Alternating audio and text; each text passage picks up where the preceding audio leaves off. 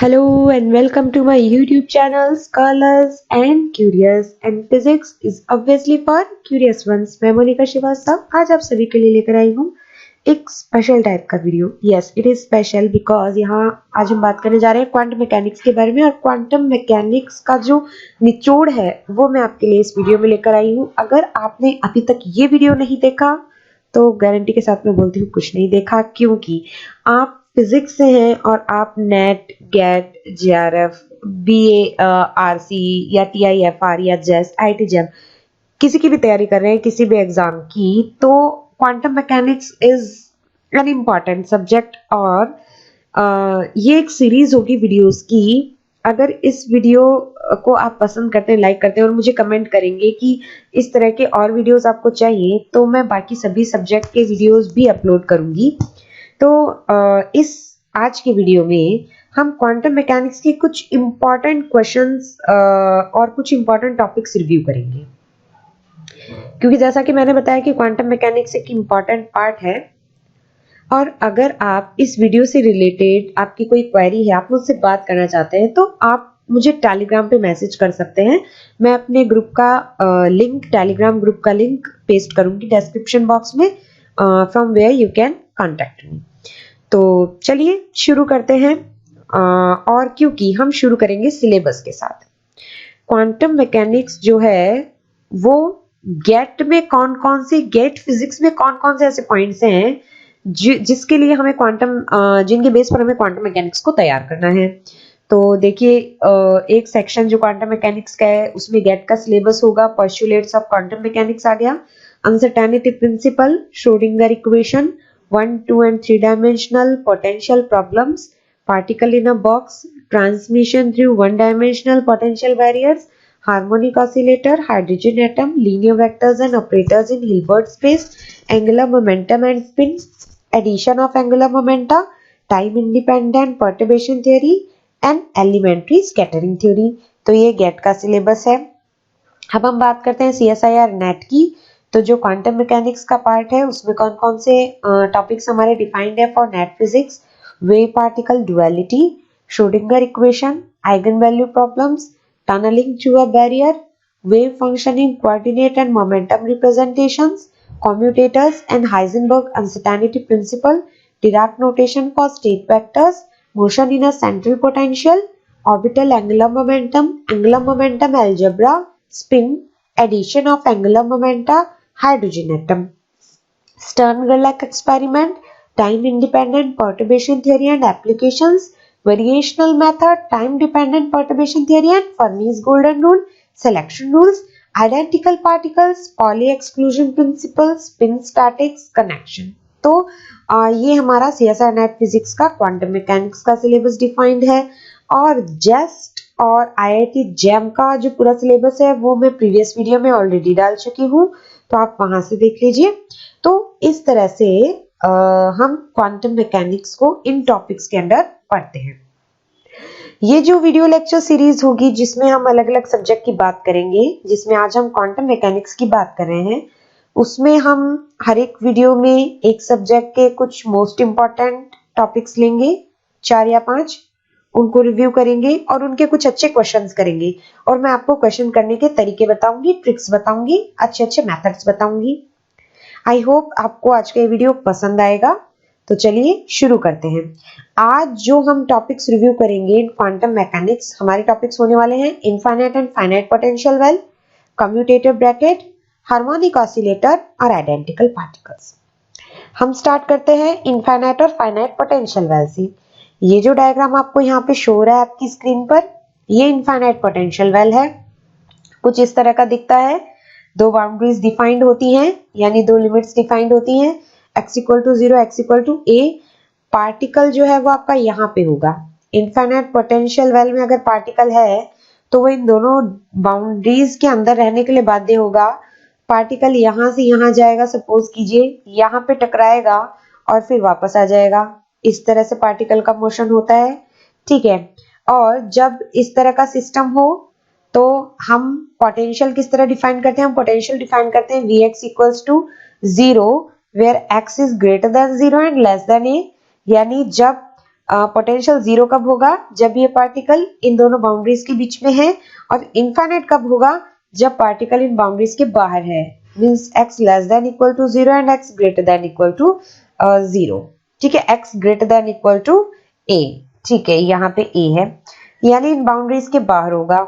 ठीक है, तो इस तरह के सिस्टम के लिए हम वेव फंक्शन इस तरह लिखते हैं, sin n equal to √2/a sin n pi x by a, और en लिखते हैं h cut square k square by 2m h cut square pi square n square by 2m a square. और इस तरह से ग्राफ आते हैं n equal to 1 के लिए। यहाँ पे देखिए ये n जो डिफाइंड है, n 1 2 3 एंड सो ऑन होता है। जब हम हार्मोनिक ऑसिलेटर की बात करेंगे तो ये वैल्यू चेंज हो जाती है, तब n 0 से स्टार्ट होगा, 0 1 2 3 ऐसा होगा। तो पोटेंशियल वेल में n इक्वल्स टू 1 2 3, यानी कि पोटेंशियल वेल के लिए ग्राउंड स्टेट एनर्जी क्या होगी? ग्राउंड स्टेट एनर्जी होगी E1, यानी कि n की वैल्यू 1 होगी तब होगी ग्राउंड स्टेट एनर्जी। तो E1 क्या हो जाएगी? आप n की जगह 1 पुट कीजिए, 1 का स्क्वायर, तो पाई square h cut square upon 2ma square, simply यही हो जाएगा, पाई square h cut square upon 2ma square. ठीक है, तो इस तरह से ग्राउंड स्टेट एनर्जी आ गई है आपकी। अच्छा, ये जो हम टॉपिक्स रिव्यू कर रहे हैं ये ऑलरेडी आपने पढ़े हैं और बहुत बार पढ़े हैं, तो ये वीडियो एक टाइप का रिवीजन है। ठीक है, आपने क्वांटम मैकेनिक्स को बहुत अच्छे से पढ़ा है, पर हो सकता है थोड़ा टाइम हो गया हो, तो आप एक बार इस वीडियो को पूरा देखेंगे तो आपको सब चीजें रिवाइज हो जाएंगी। ठीक है, आगे बढ़ते हैं और हम बात करते हैं फाइनाइट स्क्वायर वेल पोटेंशियल की। तो इस तरह का जो पोटेंशियल होता है वो इस तरह से डिफाइन होता है, Vx equals to mod of x less than equal to a हो तो माइनस V0। ये बाउंड सिस्टम होता है। ठीक है, और ये जो फिगर है आपका, ये शो कर रहा है फाइनाइट स्क्वायर वेल पोटेंशियल के सिस्टम को, जो कि -a टू a डिफाइंड है। देख सकते हैं आप, जो हमारा इनफाइनाइट स्क्वायर वेल था वो क्या था? वो इतना ही तो था, 0 से a, इतना ही था वो। ठीक है, तो फाइनाइट स्क्वायर वेल पोटेंशियल में क्या होता है? सिमेट्री होती है, ये डिफरेंस है। फाइनाइट स्क्वायर वेल पोटेंशियल जो है वो सिमेट्रिक होता है, जैसे कि -a टू a डिफाइंड हो गई बाउंड्रीज, या -a/2 टू +a/2 डिफाइंड हो गई, कुछ इस तरह का। ठीक है, और इसके सॉल्यूशंस जो हैं वो थोड़े कॉम्प्लिकेटेड होते हैं, इवन सॉल्यूशंस और ऑड सॉल्यूशंस आते हैं। ये डेरिवेशंस है फ्रेंड्स, और अगर आपको ये डेरिवेशंस चाहिए, मैं तो सिर्फ रिव्यू करवा रही हूँ।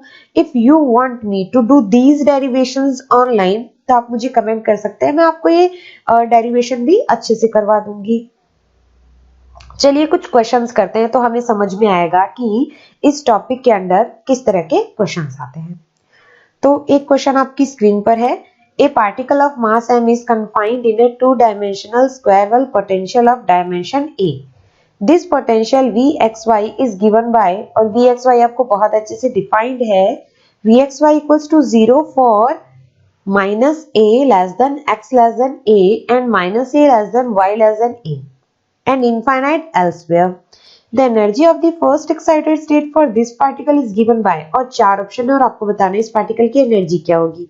तो देखिए ये जो पोटेंशियल है ये 2 डायमेंशनल पोटेंशियल है, आपको क्वेश्चन में भी दिया है, तो आप सबसे पहले यही देखेंगे। अगर आपको क्वेश्चन में डिफाइंड भी ना होता कि ये 2 डायमेंशनल है, तो आप इसका पोटेंशियल का नेचर देख लीजिए। देखिए, एक तो x के लिए बाउंड्री है, एक y के लिए है, तो हमें पता चल रहा है कि ये 2 डायमेंशनल तो है। अब 2 डायमेंशनल के लिए हम एनर्जी कैसे लिखते हैं वो मैं आपको बताती हूँ। देखिए, जब हम 1 डायमेंशनल की बात करें तो हम एनर्जी क्या लिख रहे हैं? En equals to n square pi square h square upon 2m a square. a is the width of the potential. जब हम 2 डायमेंशनल की बात करेंगे तो वो हो जाएगा nx square plus ny square. अगर 3 डायमेंशनल होता तो प्लस nz स्क्वायर और आ जाता। समझ गए आप? तो हम इसको लिखेंगे nx square plus ny square pi square h square upon 2m, और टोटल विड्थ क्या है? देखिए -a से a है, तो टोटल विड्थ कितनी हो गई? 2a हो गई, तो 2a का स्क्वायर। अब देखिए आपका जो फाइनल एक्सप्रेशन बनना चाहिए, एक्सप्रेशन एनर्जी का, वो होगा nx square plus ny square pi square h square upon 8ma square, ये बनना चाहिए। बट हमें चाहिए फर्स्ट एक्साइटेड स्टेट। ठीक है, तो ग्राउंड स्टेट तो क्या होगी? nx ny की वैल्यू 1 1 हो जाए। ठीक है, सिंपली अगर nx और ny की वैल्यू 1 1 हो जाए तो ग्राउंड स्टेट हो जाएगी, बट अगर nx और ny की वैल्यू 1 और 2 हम रखें तो फर्स्ट एक्साइटेड स्टेट हो जाएगी। ठीक है, तो हम रखेंगे 1 एंड 2। ओके, तो यहां पर या nx की वैल्यू 2 और ny की भी 1 रख सकते हैं। 1 और 1 होगी तो ग्राउंड स्टेट, 1 और 2 होगी तो फर्स्ट एक्साइटेड स्टेट। तो आप 1 और 2 पुट कीजिए, 1 का स्क्वायर 1, 2 का square 4, 4 plus 1 5, 5 h pi square h का स्क्वायर अपॉन 8 n स्क्वायर आ जाएगा। तो जो आपका आंसर होगा वो होगा option number C. Easy question था। एक और क्वेश्चन करते हैं और अच्छे से समझाते हैं। A proton is confined to a cubic box whose sides have length 10 to the power minus 12 meters. What is the minimum kinetic energy of the proton? अब देखिए, आपको न्यूमेरिक वैल्यू पूछी है और न्यूमेरिक वैल्यूज ही गिवन है, mass of proton given है, Planck constant given है, बट आपको ये डिफाइंड है इस क्वेश्चन में कि the proton is confined to a cubic box. Cubic box मतलब nx ny nz इस तरह का कुछ 3 होंगी उसकी डायमेंशंस। तो अच्छा, जब 3 डायमेंशंस होंगी तो हमारी ग्राउंड स्टेट एनर्जी क्या होगी? nx ny nz को 1 1 1 रखिए आप, you will gate 1 square plus 1 square plus 1 square 3, तो 3 पाई square h cut square upon 2 ma square होगी ग्राउंड स्टेट एनर्जी।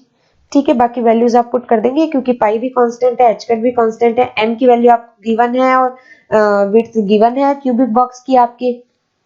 आप सारी वैल्यूज पुट करेंगे और इसको सॉल्व कर लेंगे तो ग्राउंड स्टेट एनर्जी आपकी न्यूमेरिक वैल्यू में आ जाएगी। ये एक और टाइप का क्वेश्चन है, दोनों ही टाइप के क्वेश्चंस आपको करने आने चाहिए, एग्जाम में आते हैं। और किस टाइप के क्वेश्चंस आते हैं इस टॉपिक से एग्जाम में? ये क्वेश्चन देखिए, consider a system of 8 non interacting identical quantum particles off spin -3/2। अभी तक हम स्पिन कंसीडर नहीं कर रहे थे, जो क्वेश्चंस हमने किए थे।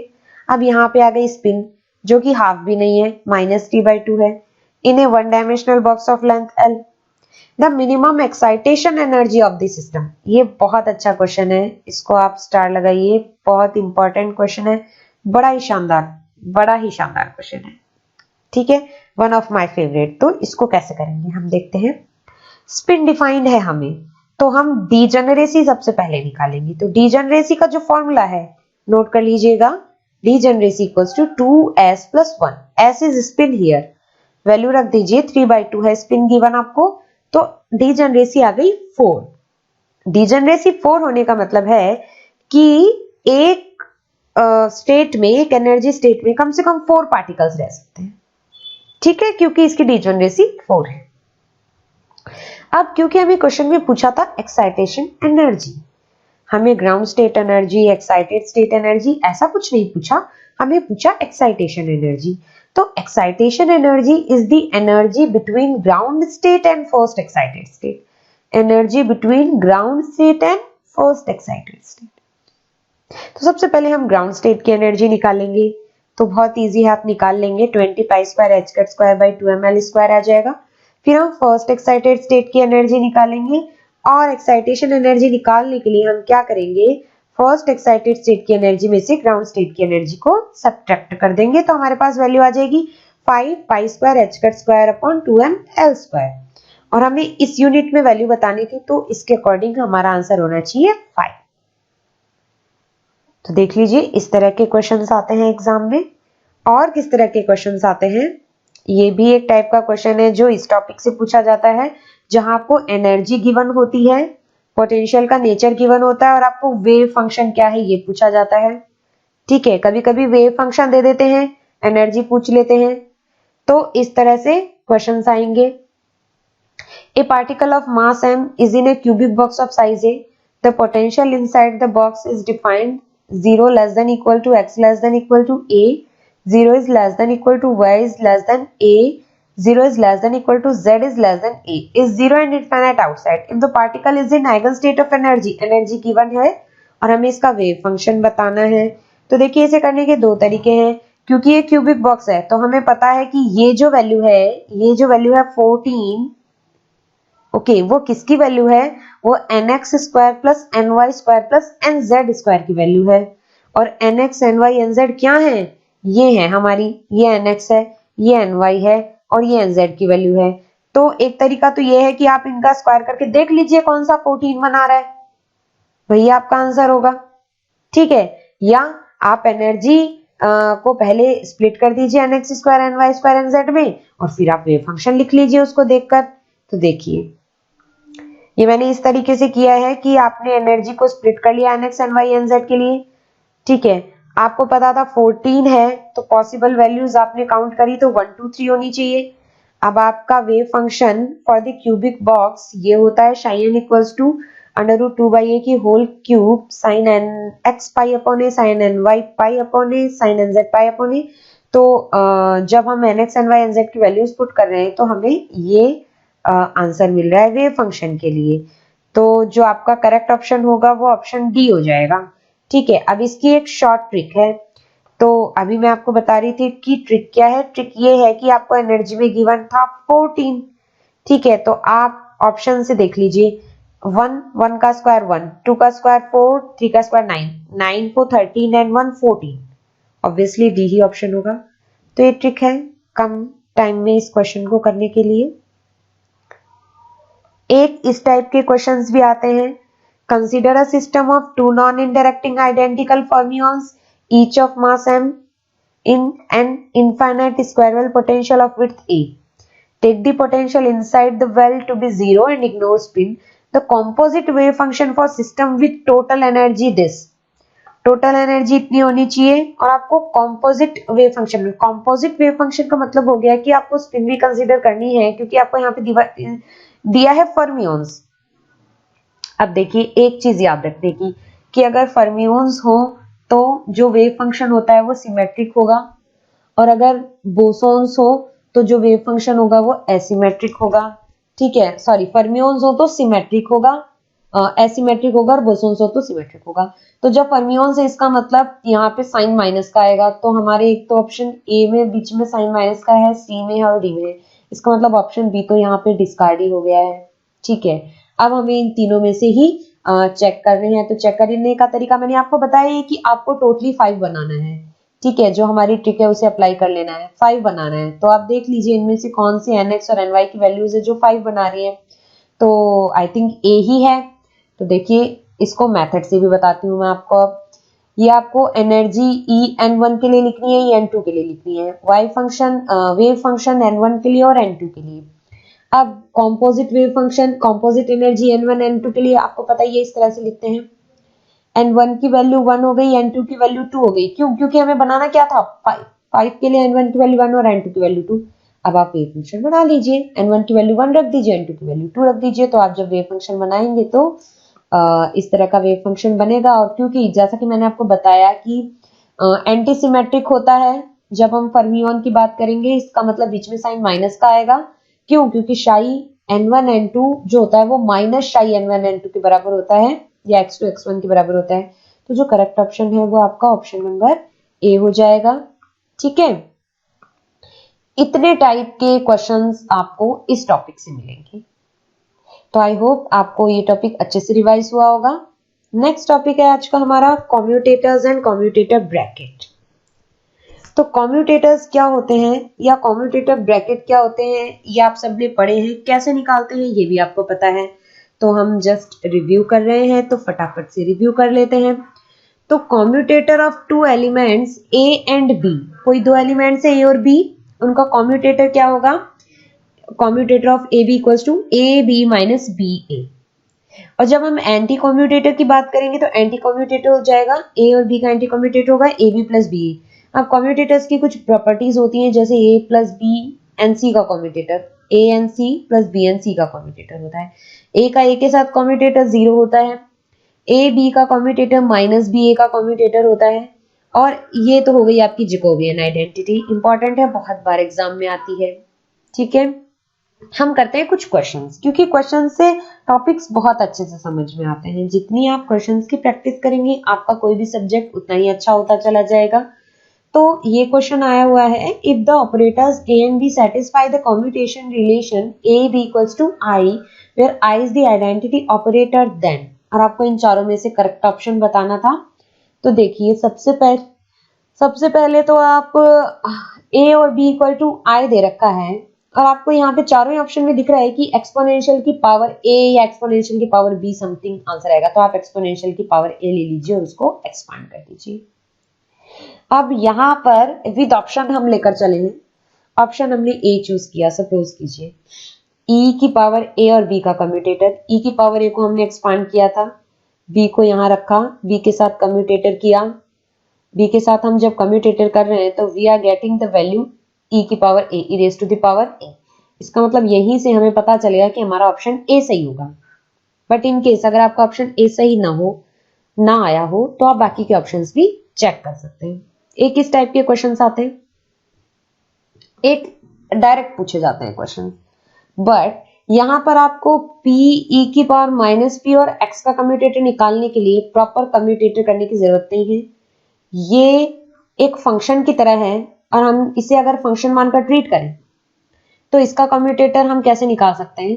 तो ये ट्रिक है, देखिए x p e की पावर माइनस एफ पी का आपको कम्यूटेटर निकालना है। तो ये फॉर्मूला आप नोट कीजिए, x के साथ p का कोई फंक्शन हो, यानी पोजीशन के साथ मोमेंटम का कोई फंक्शन हो और उसका कम्यूटेटर आपको पूछा जाए तो आप हमेशा लिखेंगे आयटा h का del over del p F P. ठीक है, आयटा h का del over del p F P. F P की वैल्यू क्या है, p e की पावर माइनस p। तो आप p की पावर माइनस p पुट कर दीजिए। इसको सॉल्व करेंगे जब आप, तो आपको ये आंसर मिलेगा। अब देखिए क्वेश्चन पढ़ते हैं एक बार। Let x and p denote respectively the coordinate and momentum operators satisfying the canonical commutation relation xp equals to I in natural units h cut equals to 1.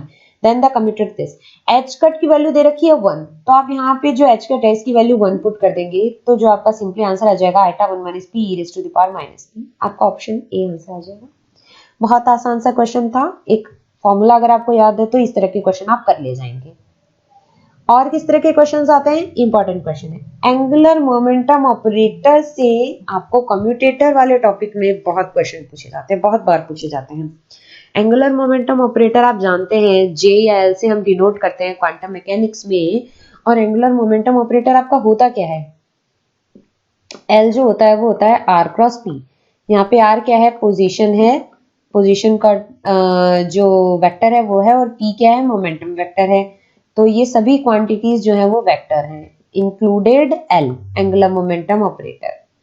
ठीक है, जब आप इसको कंपोनेंट्स में डिवाइड करते हैं लाइक एलएक्स एलवाई और एलजेड की वैल्यू निकालते हैं तो आप इनको इसका क्रॉस प्रोडक्ट करा लीजिए और आपको वैल्यूज मिल जाएंगी। आपको इस टर्म का कम्यूटेटर बताना है। इजी क्वेश्चन है बिल्कुल, दो मेथड से यहाँ पे किया है। तो फर्स्ट मेथड तो है आप पहले इस कम्यूटेटर अंदर वाले कम्यूटेटर ब्रैकेट को सॉल्व कर लीजिए।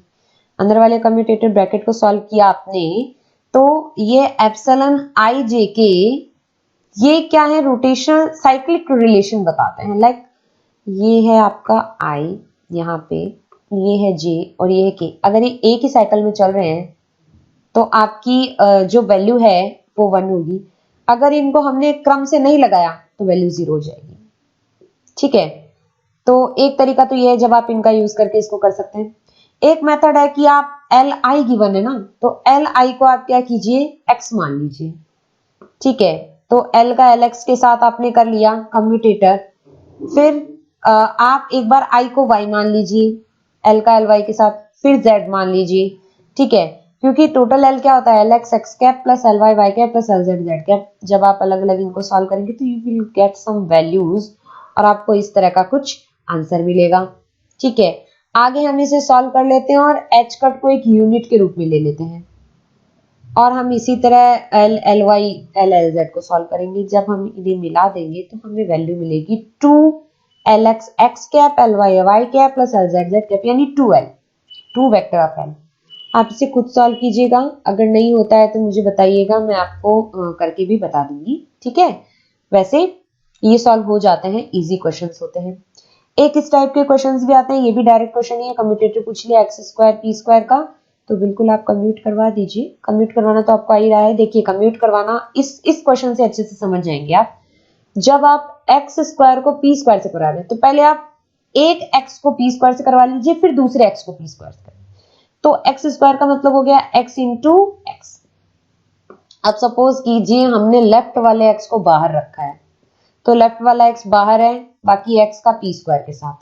ठीक है, फिर हमको इस x के साथ करवाना है कम्यूटेटर, तो ये वाला x हम बाहर रखेंगे, तो राइट वाला x जब हम बाहर रखेंगे तो इसे राइट साइड में ही रखना है, ये आपको याद रखना है, और बाकी तो आप कर ही लेंगे। तो बहुत इजी से क्वेश्चंस आते हैं कम्यूटेटर से। कम्यूटेटर ऐसा टॉपिक है जहां से क्वांटम मैकेनिक्स में मार्क्स मिलते ही मिलते हैं, ये क्वेश्चंस गलत नहीं होते। अगर आपने अच्छे से क्वेश्चंस की प्रैक्टिस करी है तो कम्यूटेटर से आपको मार्क्स अच्छे मिल जाएंगे। अब हम एक टॉपिक और रिव्यू करेंगे जो कि है हार्मोनिक ऑसिलेटर। तो हार्मोनिक ऑसिलेटर पढ़ लेते हैं पहले है क्या। A harmonic oscillator, either it is quantum or classical, is a particle in a potential energy well given by Vx equals to half kx square. K is called the force constant. It can be seen as the motion of a small mass attached to a string or a particle oscillating in a well shaped as a parabola. This is a very important model because most potential energies can be approximated as parabolas near the minima, and the model allows to understand the vibrations in molecular systems. Harmonic oscillator जो हम यहाँ पढ़ रहे हैं that is quantum harmonic oscillator, but we will start with the classical harmonic oscillator और linear harmonic oscillator जो है हमारा। तो हार्मोनिक ऑसिलेटर का जो टोटल एनर्जी होती है वो हम कैसे लिखेंगे, kinetic energy plus potential energy. Kinetic energy कैसे लिखते हैं, p स्क्वायर अपॉन 2m, और potential energy half m omega square x square या हाफ k x स्क्वायर, जहां पर k की वैल्यू क्या होती है m ओमेगा स्क्वायर। जब आप एनर्जी और पोटेंशियल को इक्वल रखते हैं तो इसका मतलब E इसके इक्वल हो गई, ठीक है, यहां से x की वैल्यू इतनी आ गई, और या फिर इसको इस तरह से भी लिख सकते हैं √2h cut upon m omega. अब हार्मोनिक ऑसिलेटर को सॉल्व करने की कौन कौन सी अप्रोचेज हैं क्वांटम मैकेनिक्स में। Analytic approach, analytic approach means जो क्वांटम हार्मोनिक ऑसिलेटर होता है लीनियर, उसके लिए आपके पास एनर्जी इतनी होती है En equals to n plus half h cut omega. यहाँ जो n की वैल्यू है वो मैंने आपको बताया था, 0 से स्टार्ट करेंगे, 0 1 2 एंड सो ऑन, ठीक है। तो ग्राउंड स्टेट एनर्जी क्या हो जाएगी, n की वैल्यू 0 पुट कीजिए, हाफ h कट ओमेगा हो जाएगी। First excited state 3/2 h cut omega हो जाएगी, इस तरह से। और वेव फंक्शन ये आपको याद रखना है, ठीक है। वेव फंक्शन अगर आपको याद है तो आप किसी भी स्टेट के लिए वेव फंक्शन बना देंगे, और इस तरह के क्वेश्चंस बहुत आए हैं एग्जाम में। तो जब आप n की वैल्यू 0 पुट कर रहे हैं तो आपको ग्राउंड स्टेट वेव फंक्शन मिल रहा है जो कि है psi 0x equals to m omega upon pi h cut की power 1/4 exponential minus m omega x square upon 2h cut, ठीक है। जब हम इस psi नॉट को x के रेस्पेक्ट में ग्राफ ड्रॉ कर रहे हैं तो कुछ इस तरह का ग्राफ आता है। फर्स्ट एक्साइटेड स्टेट के लिए with 1 node, second excited state के लिए विद 2 नोड्स, ठीक है। अगर पोटेंशियल सिमेट्री की नहीं है, like half m omega square x square है ही नहीं, यूजुअली हार्मोनिक ऑसिलेटर का जो हार्मोनिक पोटेंशियल लिखते हैं वो कैसा होता है, वो ऐसा होता है, ठीक है। बट सपोज कीजिए सिमेट्रिक नहीं है, कहीं से चौड़ा कहीं से सकड़ा है, या इस तरह की वैल्यू दे दी आपको, तो आप क्या करेंगे, इसको इस तरह सॉल्व करेंगे, half m omega square x square. अब इस ax की टर्म को आपको कांस्टेंट और x के साथ वाली एक टर्म में बनाना है, जो कांस्टेंट वैल्यू होगी वो एक्स्ट्रा पोटेंशियल होगा। देखिए हम इसको एक्स्ट्रा पोटेंशियल ट्रीट करेंगे, ये कांस्टेंट वाली वैल्यू है, और एनर्जी में भी एक एक्स्ट्रा टर्म बनकर आएगी, और जो वेव फंक्शन होगा उसमें भी एक्स्ट्रा टर्म रहेगी a/2 की, ठीक है। तो इस तरह से हम सिमेट्रिक ना हो तो कैसे सॉल्व करेंगे। एक एसिमेट्रिक हार्मोनिक ऑसिलेटर होता है जिसकी हाफ बाउंड्री डिफाइन होती है, यानी एक साइड तो potential half m omega square x square होता है, बट एक तरफ वैल्यू इनफाइनाइट होती है। इसके लिए ग्राउंड स्टेट एनर्जी आपको याद रखनी है, स्टार बना लीजिए।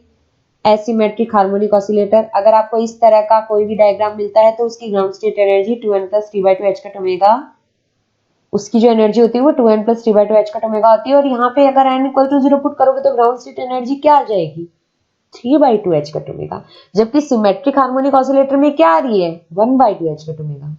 तो ये डिफरेंस है सिमेट्रिक और एसिमेट्रिक के बीच में, आपको याद रखना है।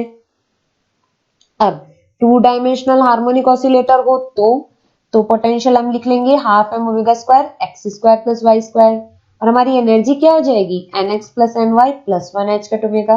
इंपॉर्टेंट, ये नोट करते जाइए आप मेरे साथ साथ। अगर आपने शॉर्ट नोट्स बना लिए हैं क्वांटम के तब नोट करने की जरूरत नहीं है, अगर नहीं बनाए हैं तो आपके ये एक तरह से शॉर्ट नोट्स ही बन जाएंगे। 2 डायमेंशनल हार्मोनिक ऑसिलेटर की डीजेनरेसी कितनी होती है? n+1। इंपॉर्टेंट, स्टार बनाइए। ठीक है, 3 डायमेंशनल हार्मोनिक ऑसिलेटर की बात करते हैं तो दो टाइप के हो जाएंगे, एनिसोट्रॉपिक यानी नॉट सिमेट्रिक या एसिमेट्रिक, और आइसोट्रॉपिक यानी कि symmetric. If it is not symmetric, then omega x not equal to omega y, that is not equal to omega z. And if it is symmetric, then omega x equals to omega y equals to omega z. और इनकी energy भी कुछ इस तरह से लिखेंगे, क्योंकि omega X omega Y omega Z equal नहीं है तो हम इसे अलग अलग लिखेंगे, अदरवाइज हम एच कट ओमेगा लिख लेंगे। ठीक है, अब एनिसोट्रॉपिक जो 3D हार्मोनिक ऑसिलेटर होता है that is always non degenerate, but isotropic की डीजेनरेसी होती है, यानी एक ही एनर्जी स्टेट में एक ही एनर्जी स्टेट एक से ज्यादा वेव फंक्शंस के लिए हो सकती है, तो डीजेनरेसी क्या हो जाएगी? n+1 n+2/2। ये भी इंपॉर्टेंट है। ठीक है, तो ये हमने हार्मोनिक ऑसिलेटर को रिव्यू किया। अब हम इसके बेस पे कुछ क्वेश्चंस करते हैं कि एग्जाम में किस तरह से पूछा जाता है हार्मोनिक ऑसिलेटर को। तो एक क्वेश्चन ये है आपकी स्क्रीन पर, which is saying the energy of the first excited quantum state of a particle in the 2-dimensional potential Vxy equals to half m omega square x square plus 4y square is। Two dimensional potential में किसी particle की first excited state की energy बतानी है। बिल्कुल easy question है, देखिए इसका solution. Vxy equals to half m omega square x square plus 4y square। आप एक बार एक्स ब्रैकेट ओपन कर लीजिए तो half omega square X square के साथ आ जाएगा और half omega square 4y square के साथ आ जाएगा। तो अब क्योंकि एक्स स्क्वायर वाई स्क्वायर तो कोऑर्डिनेट कांस्टेंट हो गए, तो आपकी जो nx और ny की वैल्यू है वो चेंज होगी, या ओमेगा एक्स और ओमेगा वाई की वैल्यू चेंज होगी। तो यहाँ पर जो ओमेगा एक्स की वैल्यू है वो ओमेगा है, जबकि ओमेगा वाई की वैल्यू कितनी है? 2 ओमेगा है। ठीक है, तो आप ग्राउंड स्टेट एनर्जी लिखेंगे। ग्राउंड स्टेट एनर्जी का मतलब क्या हो गया? nx0 ny0। तो आप वैल्यूज पुट करेंगे तो आपको मिलेगा 3h/2। फर्स्ट एक्साइटेड स्टेट की एनर्जी पूछी है जो कि nx1 ny0, तो आ गई आपके पास 5h/2, यानी जो आपका करेक्ट ऑप्शन है इस क्वेश्चन का वो क्या है? डी है। देखिए बिल्कुल इजी क्वेश्चन था। अगर आपको कॉन्सेप्ट्स पता है, अगर आपको पता है कि कैसे सॉल्व करना है, तो ये क्वेश्चंस तो हो ही जाएंगे। और किस तरह के क्वेश्चन आते हैं हार्मोनिक ऑसिलेटर में? क्वेश्चंस आते हैं अनसर्टेनिटी प्रिंसिपल को लेकर। तो ये क्वेश्चन देखिए, late cat of 0 and cat of 1 denote the normalized eigenstates corresponding to the ground and first excited state of a one-dimensional harmonic oscillator. The uncertainty delta p in the state 1/√2 cat of 0 plus cat of 1 is। आपको delta p की value बतानी है, तो बिल्कुल simple सा method है। सबसे पहले आपको एक्सपेक्टेशन वैल्यू ऑफ p निकालनी होगी, और एक्सपेक्टेशन वैल्यू ऑफ p निकालने का क्या फॉर्मूला होता है? शाई p शाई। ठीक है, जब आप शाई p शाई करेंगे तो इसका मतलब हो गया कि आपको 0 और 1, क्योंकि आपको दो ही स्टेट दे रखी है 0 और 1, तो 1/√2 इंटू 1/√2 क्या हो गया? 1/2 जो कि बाहर आ जाएगा, और 0 और 1 के साथ में p ऑपरेट करवा दीजिए। p क्या होगा? क्रिएशन और एनिहिलेशन ऑपरेटर में हम p और x को किस तरह लिखते हैं ये मैं आपको बता देती हूँ। हम p लिखेंगे iota under root m(h)(omega)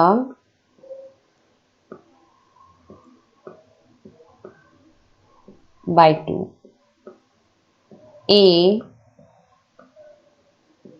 minus a dagger, ये आपका होता है पोजीशन।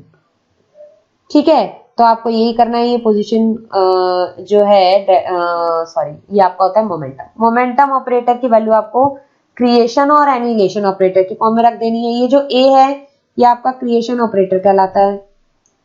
ठीक है, और ये जो a ड्रैगर है ये एनिहिलेशन ऑपरेटर कहलाता है। ठीक है, नेक्स्ट अगर क्वांटम मैकेनिक्स का वीडियो होगा तो हम इनके बारे में अलग से बातचीत करेंगे। ठीक है, तो देखिए इस तरह से आपको एक्सपेक्टेशन वैल्यू ऑफ p निकाल लेनी है, जो कि आपकी आ गई एक्सपेक्टेशन वैल्यू ऑफ p आ गई आपकी 0। यहाँ पे देखिए अब आपको expectation value of P square निकालना है, तो सबसे पहले आप पी स्क्वायर बना लीजिए। आपने पी स्क्वायर बना लिया, पी का स्क्वायर कर लिया, पी स्क्वायर बना लिया। अब आप पी स्क्वायर को ऑपरेट करवा दीजिए उसी स्टेट पे, तो आपकी पी स्क्वायर की जो एक्सपेक्टेशन वैल्यू है वो क्या आएगी, वो आएगी something this H cut M omega. Delta P क्या होता है हमारा, uncertainty in position. Delta P होता है under root of expectation value of P square, expectation value of P square minus expectation value of P का whole square. ठीक है, ये जो स्क्वायर है ये यहाँ पे अंदर। ठीक है, तो अब आपको एक्सपेक्टेशन वैल्यू ऑफ पी तो जीरो मिल गया, तो ये तो जीरो हो गया सिंपली, यानी पी स्क्वायर की वैल्यू क्या आई थी, एच का टाइम ओमेगा, तो उसी का अंडर रूट हो जाएगा जो हमारा आंसर होगा। तो जो ऑप्शन सी होगा वो करेक्ट हो जाएगा। इसे एक बार आप फिर से देख लीजिए, मैं इस पे से सारी इंक हटा देती हूँ ताकि आप क्लियर देख पाए। ये देखिए, तो कुछ इस तरह से सॉल्व किया है हमने। अच्छा क्वेश्चन है, इस तरह के क्वेश्चंस एग्जाम में बहुत आते हैं, और क्योंकि ये टाइम कंज्यूमिंग है इसलिए मोस्टली नेट जेआरएफ के पेपर में आते हैं, और गलतियां भी इसी तरह के क्वेश्चंस में होती हैं, तो इनकी बहुत ज्यादा प्रैक्टिस करनी है हमें। और किस तरह के क्वेश्चन आते हैं, हमने बात करी थी अगर पोटेंशियल एसिमेट्रिक है तो हम हार्मोनिक ऑसिलेटर का पोटेंशियल एनर्जी कैसे लिखते हैं। तो देखिए, एक क्वेश्चन है, the energy eigen values of a particle in potential Vx equals to half M omega square X square minus X. Extra term है ना पोटेंशियल में, माइनस एक्स, जो कि नहीं होनी चाहिए, इसका मतलब ये एसिमेट्रिक है। तो कैसे सॉल्व करेंगे एनर्जी के लिए इसे, तो ये देखिए इसका सोल्यूशन। मैंने जैसे कि आपको बताया था कि आप क्या कीजिए, इसको a/2 और इंटू 2 और फिर इसका होल स्क्वायर करा लीजिए। होल स्क्वायर जब आप कराएंगे तो आपको एक एक्स्ट्रा कांस्टेंट टर्म मिलेगी, और वो कांस्टेंट टर्म ही आपकी एनर्जी में ऐड होगी। तो देखिए अब मेथड से करते हैं। श्रोडिंगर इक्वेशन ये होती है आपकी h का square upon 2m d2/dt dx square plus vx x equal to e x। ठीक है, इसको आप इस तरह भी लिख सकते हैं। अगर vx जो आपका वो हार्मोनिक पोटेंशियल है तो vx क्या होता है, half M omega square X square. अब देखिए, ये हमारा फॉर्मूला है, ये हमारा श्रोडिंगर इक्वेशन है, but according to the question हमें vx की वैल्यू दे रखी है half M omega square X square minus X. ठीक है, अब आपको करना क्या है, a/2 और इंटू 2 और इसका स्क्वायर, और आपको कॉमन ले लेना है 2m को बाहर, तो आपके पास एक कांस्टेंट टर्म बनेगी that is a square upon 2m omega square. इसको एक बार ऐड कर दीजिए और एक बार सब्ट्रैक्ट कर दीजिए। देखिए यहाँ पे सब्ट्रैक्ट कर दिया। ठीक है, तो जो ऐड किया था वो तो एनर्जी के साथ ही रह गई, जो सब्ट्रैक्ट किया था वो यहाँ पे आ गई। अब आपकी एनर्जी क्या आई, E plus a square upon 2m omega square, जो कि न्यू एनर्जी है E डैश। ठीक है, इसी तरह x डैश क्या हो गया, x plus a upon m omega square. Values put कर दीजिए, आप कंपेयर कर लीजिए इक्वेशंस को and you will get the value of energy. ठीक है, तो आपकी जो एनर्जी आ जाएगी comparing equation 1 by equation 2, energy minus a square upon 2m omega square. तो जो आपका आंसर होगा वो होगा option number A, m plus half h cut omega minus a square upon 2m omega square. ठीक है, मूविंग अहेड, देखिए ये है इसका correct option, option number symmetric and asymmetric wave functions. हम बात कर रहे हैं नेक्स्ट टॉपिक की, जो कि हमारा टॉपिक था आइडेंटिकल पार्टिकल्स। चलिए हम बात करते हैं आइडेंटिकल पार्टिकल्स में सबसे पहले सिमेट्रिक और एंटीसिमेट्रिक वेव फंक्शन की। अभी हमने थोड़ी देर पहले क्वेश्चन किया था फर्मियोन, जिसमें डिफाइन थे, और मैंने बोला था कि फर्मियोन्स के लिए एंटीसिमेट्रिक वेव फंक्शन होता है। तो बता देती हूँ आपको सिमेट्रिक और एंटीसिमेट्रिक कैसे लिखते हैं। अगर आपके पास 3 आइडेंटिकल पार्टिकल्स हैं और आपको उनके लिए सिमेट्रिक वेव फंक्शन लिखना है, तो 3 आइडेंटिकल पार्टिकल्स है तो 1/√6 आ जाएगा, और आप इस तरह से। बट अगर आपके पास 3 आइडेंटिकल पार्टिकल्स हैं और आपको एंटीसिमेट्रिक वेव फंक्शन लिखना है, तो पहले आप शाई 1 2 3 माइनस शाई 1 2 3 1 3 2 फिर प्लस देन माइनस फिर प्लस देन माइनस, इस तरह से लिखेंगे। कुछ पार्टिकल्स के वेव फंक्शंस या तो सिमेट्रिक होते हैं या एंटी सिमेट्रिक होते हैं, दोनों एक साथ नहीं होते। तो कौन से के सिमेट्रिक होते हैं और कौन से के एसिमेट्रिक? फर्मियंस जो होते हैं वो ऐसे पार्टिकल्स होते हैं जिनकी हाफ इंटीजर स्पिन होती है, यानी स्पिन क्या होती है 1/2, 3/2, 5/2। इस तरह के पार्टिकल्स हमेशा एंटी सिमेट्रिक वेव फंक्शंस रखते हैं। इसका मतलब फर्मियंस के जो वेव फंक्शंस होते हैं वो एंटी सिमेट्रिक होते हैं। ऐसे पार्टिकल्स जिनकी स्पिन जो इंटीजर होती है s = 0, 1, 2, ये पार्टिकल्स हमेशा सिमेट्रिक वेव फंक्शन रखते हैं, जैसे कि बोसोन्स। ठीक है, अब आगे हम बात करते हैं composite particles. A composite particle consisting of an even number of fermions and any number of boson. Even number of fermion हो like और कोई भी बोसोन हो, कोई भी नंबर बोसोन हो, जैसे कि 2 ही ले लीजिए, तो वो पार्टिकल हमेशा बोसोन होगा, कॉम्पोजिट पार्टिकल। अगर फर्मियंस ओड नंबर में हो, जैसे कि 3, और बोसोन कोई भी नंबर हो लाइक 2 ले लीजिए आप, 3 और 2, तो ये पार्टिकल हमेशा फर्मियन होगा। इंपॉर्टेंट चीज है ये, आप इसको स्टार बना लीजिए और नोट कर लीजिए। ठीक है, non interacting identical particles. Non interacting identical particles जो होते हैं वो या तो सिमेट्रिक वेव फंक्शन रखेंगे या एसिमेट्रिक वेव फंक्शन रखेंगे। ठीक है, जब हम total non interacting identical particles के लिए टोटल वेव फंक्शन लिखेंगे तो उसे इस तरह लिखते हैं, शाई total x1 x2 equals to शाई x1 शाई x2। नोट कर लीजिए, इंपॉर्टेंट चीज है। इसी तरह जब हम टोटल एनर्जी भी लिखेंगे तो हम क्या लिखेंगे, E equals to E1 plus E2। ठीक है, ये किसके एग्जांपल्स होते हैं? ये मल्टी इलेक्ट्रॉन सिस्टम होते हैं हमेशा, तो ये मल्टी इलेक्ट्रॉन सिस्टम के एग्जांपल्स होते हैं। अब हम बात करते हैं पॉली एक्सक्लूजन प्रिंसिपल की। तो पॉली एक्सक्लूजन प्रिंसिपल को फर्मियंस फॉलो करते हैं। If two non interacting particles are fermions, example electron, then we need to construct anti symmetric wave function. तो इलेक्ट्रॉन के लिए हमारा वेव फंक्शन क्या हो जाएगा, ये हो जाएगा। अब तो आपको पता ही चल गया होगा कि वेव फंक्शन किस तरह लिखना है। ठीक है, पॉली एक्सक्लूजन प्रिंसिपल को फॉलो करना है हमें। चलिए अब करते हैं हम कुछ क्वेश्चन, जैसे कि इस तरह का क्वेश्चन एग्जाम में आते हैं। एक क्वेश्चन आया था, consider a system of two non interacting identical fermions, each of mass m is in an infinite square well, potential of width a, take the potential inside the well to be 0 and ignore spin. The composite wave function of the system with total energy is, composite wave function यानी composite system है हमारा। ठीक है, composite system है और हमें दे रखा है आइडेंटिकल फर्मियंस, तो फर्मियन के लिए हमें बनाना है। तो अब ये बताइए कि फर्मियन के लिए हमेशा स्पिन इवन होगी या ऑड होगी, यानी कि सॉरी स्पिन इवन ऑड नहीं, फंक्शन कैसा होगा, एंटीसिमेट्रिक या सिमेट्रिक? तो एंटीसिमेट्रिक होगा, यानी कि बीच में साइन माइनस ही आना चाहिए। तो देखिए ऑप्शन बी डिस्कार्ड हो गया। ये सेम क्वेश्चन मैंने आपको करवाया था ना अभी इनफाइनाइट और फाइनाइट पोटेंशियल वेल वाले टॉपिक में, बट उस क्वेश्चन को आपको अब सिमेट्रिक और एंटी सिमेट्रिक आइडेंटिकल पार्टिकल के कॉन्सेप्ट में समझना है।